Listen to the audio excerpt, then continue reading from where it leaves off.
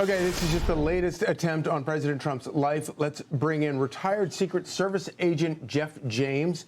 He was an advisor on the congressional panel investigating the Butler, Pennsylvania assassination attempt. Thank you for joining us this morning. You know, we've all talked about what an important and good job Secret Service did in neutralizing this threat.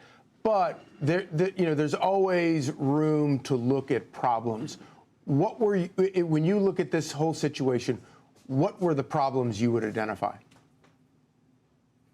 Well, I've been asked this a lot since last night, and I will tell you, it's hard to identify a problem. To me, everything worked exactly as it should. And if there was criticism to be given, I would give it. I was very critical of everything that happened in Butler, Pennsylvania. But this is exactly how it's supposed to work. That outer perimeter catches the bad guy, just like it did at Mar-a-Lago several months ago. The communications are immediate and swift, so the people who are inside, actually a floor below where this gunman was, with the president and vice president, all the other people under protection, react quickly. They come in, the counter-assault team comes out. They set up that secure, tight perimeter around the president in case we need to fight our way out or in case there would be multiple attackers. And then the people we protect are evacuated. That's pretty much textbook.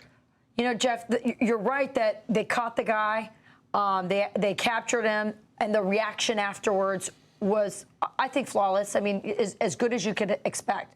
However, this event happened inside of a hotel. The venue was a hotel, which means you can't, vet everybody in their hotel rooms. And we're learning that this guy had a hotel room.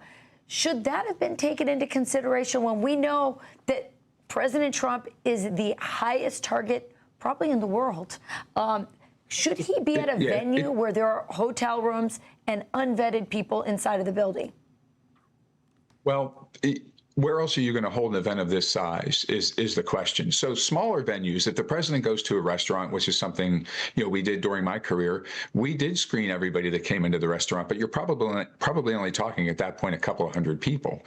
But when the president goes places like this that are places that are open to business, or say he goes to one of these large sporting events like he is prone to, it's an unmanageable situation to screen everyone rather than to just say, we're going to cordon off this area and anyone who comes into this secure area is who we're going to screen. We're going to make the perimeter as wide as we can to give us as much standoff as possible.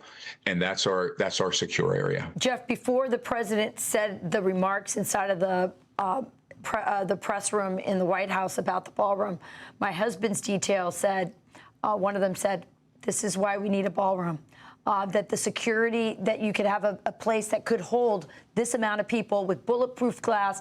Everybody who walks through is vetted.